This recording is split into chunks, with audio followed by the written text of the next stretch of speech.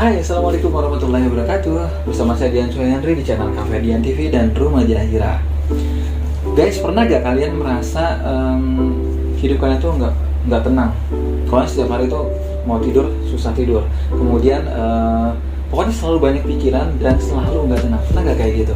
Atau mungkin teman-teman yang sekarang belum bekerja, nyari kerjaan di mana aja susah, ya.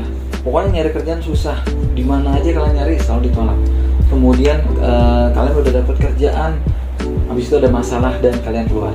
Atau mungkin teman-teman yang punya bisnis dan bisnisnya itu susah banget maju, nggak kayak teman-teman yang lainnya dari bisnis itu bisa punya mobil, bisa punya rumah dan yang lain yang mereka udah punya gitu. Kok kita nggak bisa gitu kayak mereka?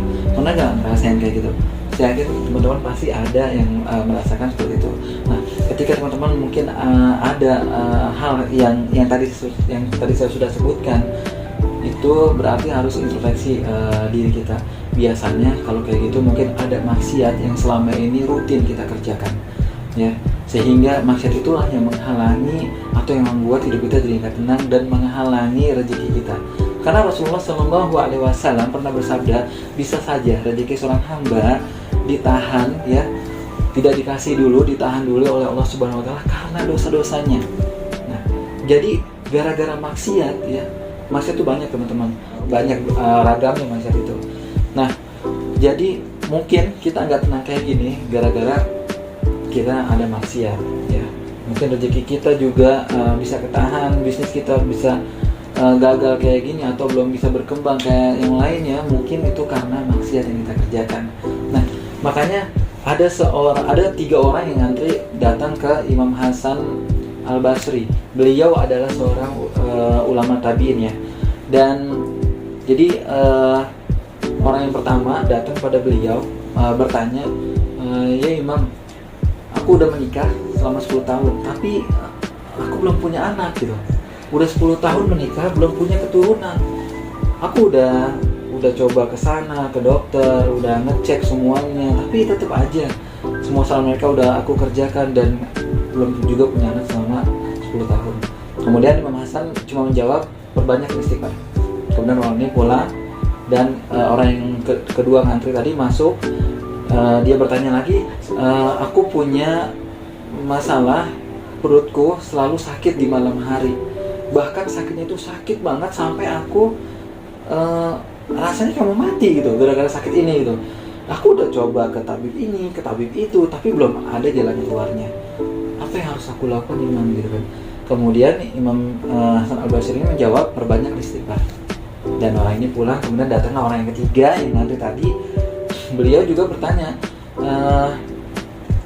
aku kenapa ya? Udah aku punya bisnis. Kemudian bisnis ini nggak berkembang seperti yang punya teman-temanku gitu. Teman-temanku udah punya mobil, udah punya rumah, udah punya segalanya dari bisnis, jualannya laku, sementara aku kayak gini aja gitu, nggak maju-maju gitu. Modal juga aku udah gelontorkan tapi tetap aja kayak begini gitu kan. Lalu Imam Hasan Al-Basri bilang, perbanyaklah istighfar.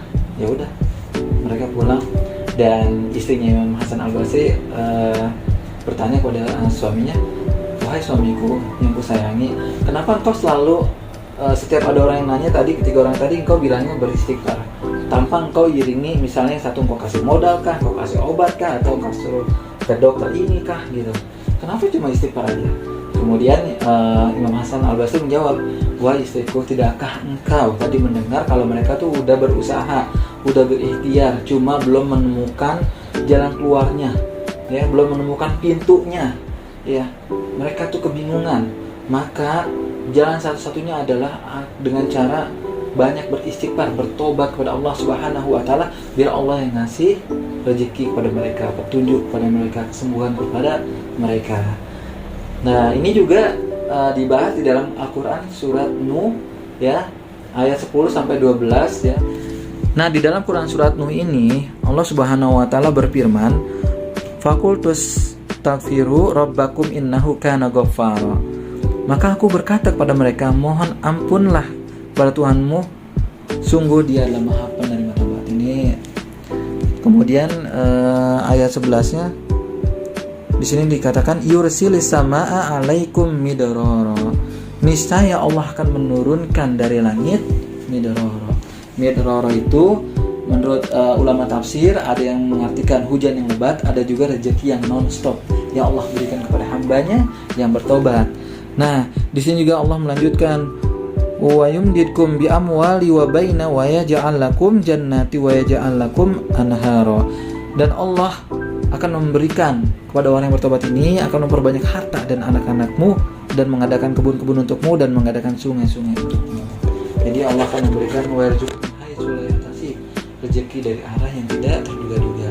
Ya, jadi dari sini kalau emang teman-teman merasa selama ini kayaknya penuh dengan kegalauan dari bisnisnya, dari pengangguran teman-teman, atau mungkin dari hati yang gak pernah tenang, perbanyak istighfar.